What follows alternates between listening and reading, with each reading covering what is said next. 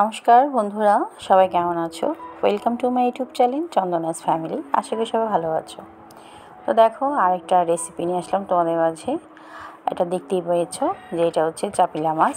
আমাদের এখানে তো বাংলাদেশে চাপিলাই বলি, ছোট ছোট, বা অনেকে জাটকা ইলিশও বলে, ছোট আর কি, ইলিশের বাচ্চা। তো এটা আমি রান্না করব দুইভাবে। একটা করব হচ্ছে তোমার পেঁয়াজ দিয়ে, আর একটা যারা পেঁয়াজ খাও না তাদের জন্য। তো পুরো ভিডিওটা দেখতে থাকো শুরু থেকে শেষ পর্যন্ত, আশা করি তোমাদের খুব ভালো লাগবে। তো দেখো, ভালো করে মাছটা আমি কেটে ধুয়ে নিয়েছি, ওটার মধ্যে মেখে দিলাম নুন আর হচ্ছে পরিমাণ মতো লবণ। এটা ভালো করে দিয়ে মেখে নিয়েছি। তারপরে আমি চলে গেলাম ভাজাতে। এটা আমি হালকা লাল লাল করে ভেজে নেব। একটু এই মাছটা ভেজে রান্না করলে খেতে ভালো লাগে। আবার অনেকে না ভেজেও এটা কষানোর মধ্যে দিয়ে রান্না করে, কিন্তু আমি পুরো মাছটা ভেজেই নিয়েছি।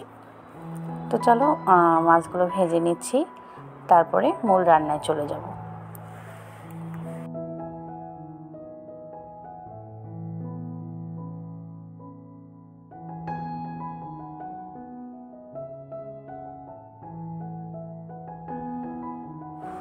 তো দেখো, মাছগুলো ভাজা আমার কমপ্লিট হয়ে গেল। তারপরে দিয়ে দিচ্ছি এখানে আমি পেঁয়াজ কুচি। আমি এখানে আগেই বলেছি দুটো রান্না করব। অনেকে পেঁয়াজ দিয়ে খেতে পছন্দ করো, তাদের জন্য এই রান্নাটা। আর যারা পেঁয়াজ খেতে ভালোবাসো না, তাদের জন্য এই রান্নাটা। তো দুটো রান্না আমি একসাথে করছি, তো তোমাদের সাথে ভিডিওটা শেয়ার করলাম। তো পেঁয়াজ কুচির মধ্যে পেঁয়াজটা একটু বাদামি রঙের হয়ে আসছে পরে, এটার মধ্যে দিয়ে দিলাম আমি কিছুটা কেটে রাখা বেগুন আর টমেটো। এটা দিয়ে আমি ভালো করে নেড়ে চেড়ে দিচ্ছি।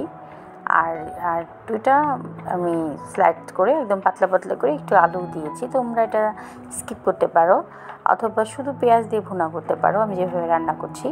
তো আমি এটার মধ্যে একটু আলু, টমেটো আর বেগুন দিয়ে ভালো করে কষিয়ে নিচ্ছি, এবং দিয়েছি হলুদ, লবণ আর শুকনো লঙ্কা গুঁড়ো। তো ভালো করে কষিয়ে নেওয়ার পর আমি পরিমাণ মতো একটু জল দিয়েছি, তারপরে দিয়ে দিলাম ভেজে রাখা মাছ। তো মাছ আমি এখানে দেওয়ার পর ভালো করে নেড়ে চেড়ে নিচ্ছি। তারপর নামানোর আগে একটু দিয়ে দিলাম ধনেপাতা।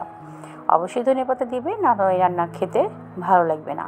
এটা ধনেপাতা পেঁয়াজ দিয়ে এই চচ্চড়ি, মানে তোমার চাপিলা মাছের চচ্চড়িটা রান্না করা হয়ে গেল। একদম মাখা মাখা হবে, চচ্চড়া যেভাবে খাই এভাবে রান্না করে নিলাম। তো ফাইনাল লুকসটা তোমাদের দেখাবো। তো চলে গেলাম এবার পরবর্তী রান্নাতে চলে যাব। তারপরে দিয়ে দিলাম এটার মধ্যে সাদা তেলের মধ্যে দিলাম কালো জিরে ফোড়ন। তারপরে দিয়ে দিয়েছি এখানে কেটে রাখা ডাঁটা বেগুন আর আলু। এটা সুন্দর লম্বা লম্বা সরু সরু করে কেটে ধুয়ে নিয়েছিলাম। কালো জিরে ফোড়ন দিয়ে এটা আমি ভালো করে ভেজে নেব তেলের মধ্যে। তো ভাজার পর এখানে আমি মশলা দিয়েছি লবণ, হলুদ গুঁড়ো, মরিচ গুঁড়ো, আর দিয়েছি জিরার গুঁড়ো। এটা কাঁচা জিরা বাটা দিবে, তোমরা চাইলে তোমরা ভাজা জিরাটাও ইউজ করতে পারো। তো সম্পূর্ণটা আমি কাঁচা জিরা দিয়ে রান্না করলাম, কারণ এটা দিয়ে পাতলা ঝোল করব, আর এটা খেলে পেট ঠান্ডা থাকবে। আর গরমের দিনে এরকম পাতলা ঝোল খেতে কার না ভালো লাগে বন্ধুরা? অবশ্যই সবার ভালো লাগে। তো আমি এটা এভাবে দেখো কষিয়ে নিয়েছি। অলমোস্ট দেখো আমার কষানো হয়ে গিয়েছে, ঢাকা চাপা দিয়ে কষিয়ে নিয়েছি। ভিডিওটা বেশি বড় হয়ে যাবে বিধায় আমি একটু খুব স্কিপ করে তোমাদের ভিডিওটি দেখালাম। আর নতুবা বড় ভিডিও অনেকে দেখতে চায় না বা ভালো লাগে না, ছোট্ট একটা ভিডিও, রান্নার ভিডিও তোমাদের মধ্যে শেয়ার করলাম। তো ভালো করে কষানোর পর জল দিয়ে দিলাম। এটা একদম পাতলা ঝোল হবে। এর আগেরটা করেছি চচ্চড়ি, এবার করবো একটু পাতলা ঝোল। আর এই ঝোলটা আমার ছেলে মেয়ে খেতে খুব পছন্দ করে, তাদের জন্যই রান্না মূলত। তারপর দেখো, এটা আমি মাছ দিয়ে ভালো করে ফুটিয়ে তারপরে নামিয়ে নেব। তো ফাইনাল লুকসটা তোমাদের দেখাবো, অবশ্যই দেখো, আশা করি তোমাদের ভালো লাগবে। আর ভিডিওটা কে কোথা থেকে দেখছো অবশ্যই কমেন্ট করে জানাবে। আর ভালো লাগলে অবশ্যই এটা লাইক দেবে। আর যদি খুব বেশি ভালো লাগে বন্ধুদের মাঝে ভিডিওটা অবশ্যই শেয়ার করো। আর যারা নতুন বন্ধু, প্লিজ আমার চ্যানেলটিকে সাবস্ক্রাইব করে পাশে থাকা বেল আইকনটি ক্লিক করে দিও। তো চলো, আমার রান্না মূল কমপ্লিট। দুটো রান্নাই তোমাদের সাথে শেয়ার করলাম, একটা চাপিলা মাছের চচ্চড়ি আর একটা হচ্ছে পাতলা ঝোল। তো সবাই ভালো থেকো, সুস্থ থেকো, টাটা, বাই বাই। আবার নতুন কোনো ব্লগ ভিডিও তোমাদের মাঝে নিয়ে আসছি।